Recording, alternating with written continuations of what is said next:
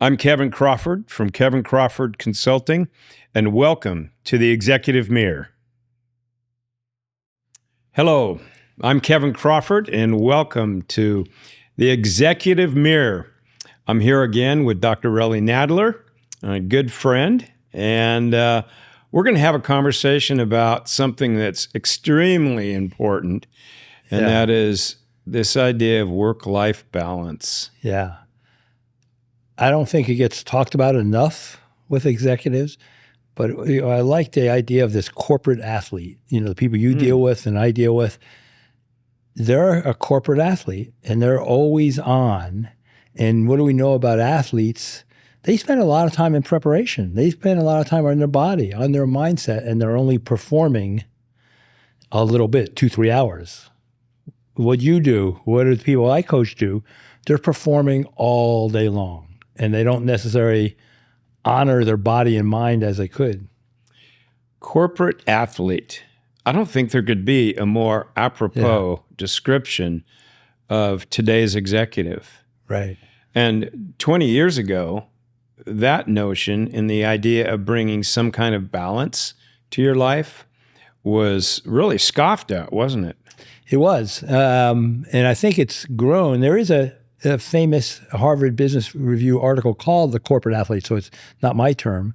It's one of the few, and it probably goes back quite a ways, where they talk about meditation was part of it, or they talk about how, where are you in regards to taking breaks, where are you in regards to managing energy. I guess that's the piece. When you think about a corporate athlete, it's not only managing time, it's managing energy. And so we can talk about that. What are some of the things maybe you've helped some of your corporate athletes to manage energy, and then I can share some of the things I've shared. Well, it's really all about peak performance, right? Exactly. Okay. Yeah. And yet we haven't given ourselves the space to be peak performers.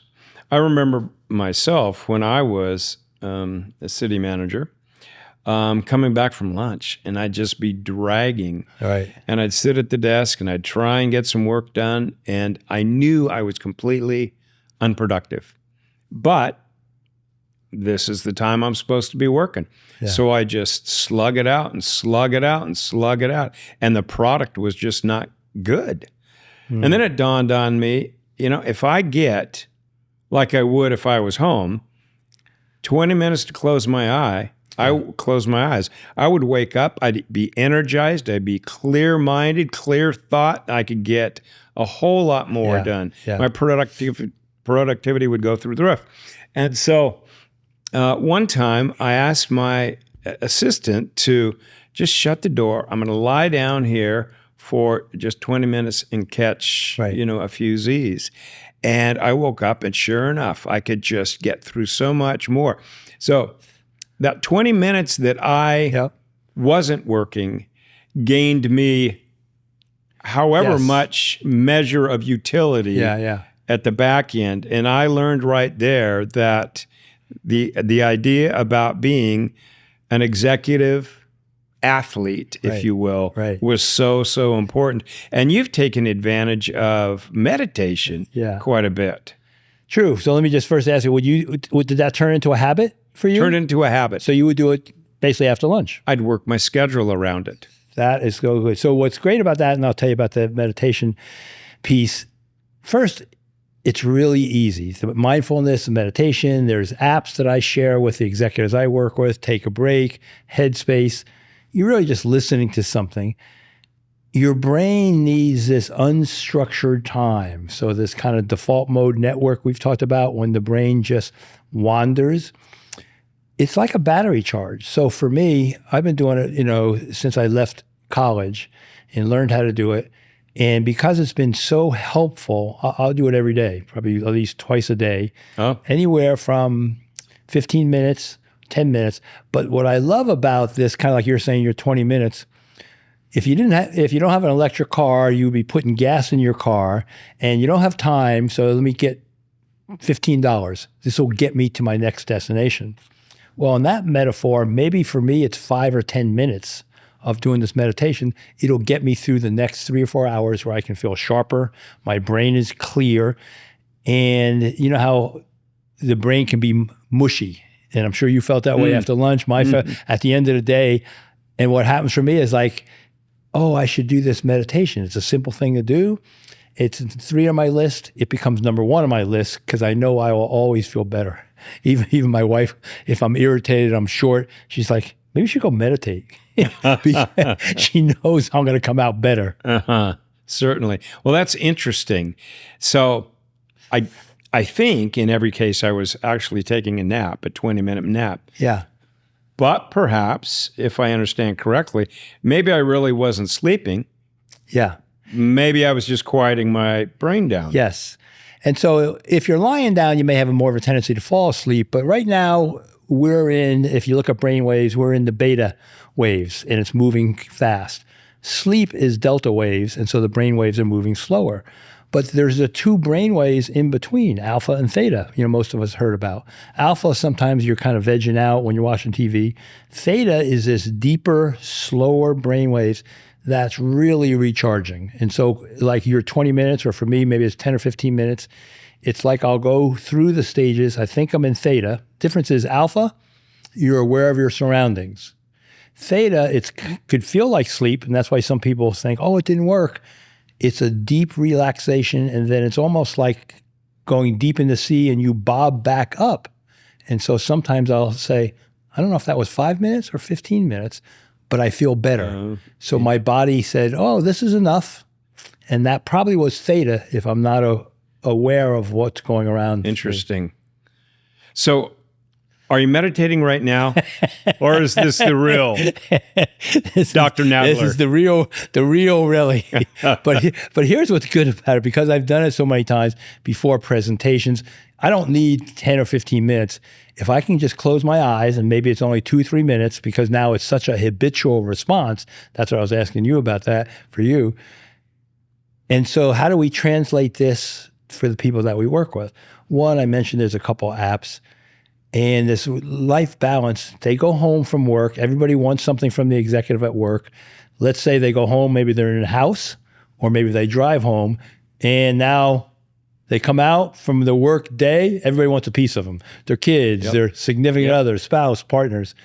Could they have a ritual that before they go home, and if they drive, and I've done this numerous times when I'd be up and down the coast, California's beautiful. It's got all these beaches. Before I go home, I'd pull off to some beach, park for 15 minutes, do this meditation, feel the recharge, and now the day is behind me and I can get ready for whatever I need at home. 15 minutes. It's so effective. Some people do it in their driveway before they get home, and you got to educate people in the family about it. Mm-hmm. That's interesting, and certainly a valuable tool for executives. Yeah.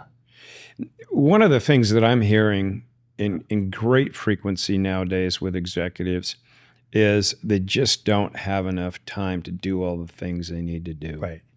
And as you very well know, and as you believe, I think intentionality is extremely important.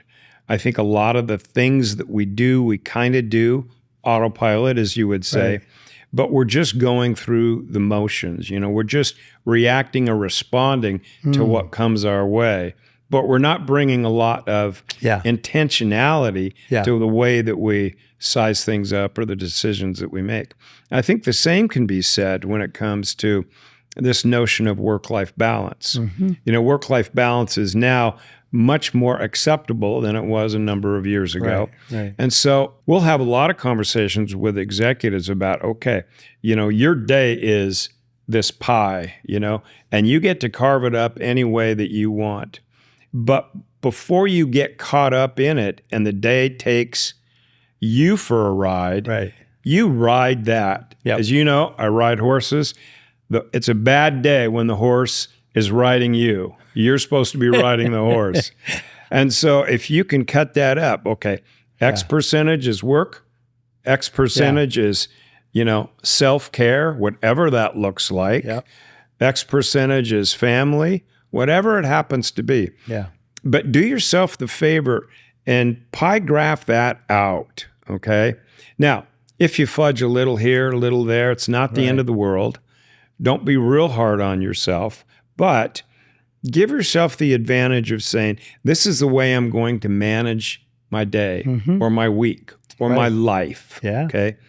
And if you're not giving attention to some of those other areas that you do prioritize, you do say are significant, then it will eventually come back and bite you in the place that you want it to bite you the least. Marriage, family, your job. Right. Add to the list your back. How many people have not taken time, thrown out their back, and now they're home for a week, because they got a bad back? Or any other health issue for that matter. Right? So I think having these rituals are really important. And you said it well. Whether it's after lunch, during the day, I always talk to them. Let's talk about what's lunch like for you. And many people, they go grab something and they're right back in front of their computer. And if we talk about peak performance, it's really about being effective. And so we confuse activity with accomplishment. Oh, I'm really active. Yes. What do you accomplish? And if you don't give time to yourself to be at your peak, so here's a simple one. Before a meeting, could you take 3 or 4 minutes? You just breathe in, slowly through your nose and out through your mouth. But what if you added a couple words? So we all know about AI prompts. What if you said, okay, what do I want to breathe in? What do I want to breathe out? I'm going to go to this meeting. It's going to be an intense meeting. I want to breathe in calmness. I want to breathe out connection. It's your AI prompt. And that's that intentionality. And you could do that in seconds. And it's really is programming you to be your best in that situation. So whatever you think will help to breathe in and breathe out and tailor that for the situation. And I suppose if you spend some time with self-awareness and kind of exploring your own mind, you can tailor it. Yeah. This is where my triggers typically are. Right. These are the places that I need the most help. Yep. And so I'm going to breathe that out. Yeah. And I'm going to breathe in the contrary. Yeah. If I have it right. Yeah. You can breathe in. Yeah. You breathe in anything you want. And a lot of times they breathe out tension, relaxation. It's nice to breathe. I like to do 2 positives. So let's use an example. You're in this meeting. You got someone in the meeting who always is the smartest person in the room. And I'm going to say something. I've met that person. And we all have. And I know I'm going to say something and they're going to comment. And so I breathe in, focus. I breathe out calmness, and I can picture them doing that. And just like an athlete using the visualization, I'm not going to be rustled by that. And it may be in a calm way. So-and-so, I see it a little different. Let me tell you about that. But I'm doing it in a calm way. I'm not, getting upset and tapping my foot and all that. So we can help ourselves with that pre-visualization. How can I be the best in what could be a triggering situation? We've talked about this before, but I've said oftentimes one of the ways that I implement or have used to not get myself emotionally hijacked with a conversation is to just imagine in my own mind I'm closing the door on all the emotions. I love that, yeah. And I think it might be very similar to what you're just saying here. Yeah. But in my mind, if I'm going into one of those intense meetings, I learned, and I do not know how I learned it, but the recognition that I didn't need any emotions to come to bear on what we were dealing. Mm-hmm. I needed to be as clear-headed and as objective as possible, because I knew the emotions were going to hijack me to take me to places that weren't good, and emotions were going to allow me to be sucked in by that difficult personality that might be in the room. Yeah. But I needed to bring as much objectivity to the discussion as possible. Yeah. So in my mind, I would shut that door. And all we're really talking about is managing the mind, aren't we? Exactly. And if you said it earlier, if we're not managing the mind, it's managing us. So this default mode network, if we talk about the brain neuroscience, one, it wanders. Most of the time, it's going to wander into anxiety. What do I need to do here? Why is that happening? What's going on? How am I going to deal with that? if you have some of this time, it could also wander into imagination. Sometimes they call it the imagination network. So closing your eyes to breathe in, you're kind of tapping that. How do I want to be? And this is why I love now, we were all familiar with AI prompt. We need to use that in our self-talk. What do I need to do to be my best in this meeting now? Something's going to show up on your screen, but you gave it the appropriate prompt. Many times, we give it the wrong prompt. Why can't I get this together? Your brain's like, I don't know. Let me search our files. Oh, here's why you can't get it together. You weren't good in math, and so called you this. It's all the wrong prompt. Right. Amazing. Well, intentionality for me is, and an understanding of how you can manage your mind is critical to being that top flight executive athlete and bringing balance into your life. Yes. So, well, we cannot thank you enough for your insight. It's always wonderful. Well, thank you for this conversation. Appreciate it. You bet. For more information, contact Kevin, CrawfordConsulting.com.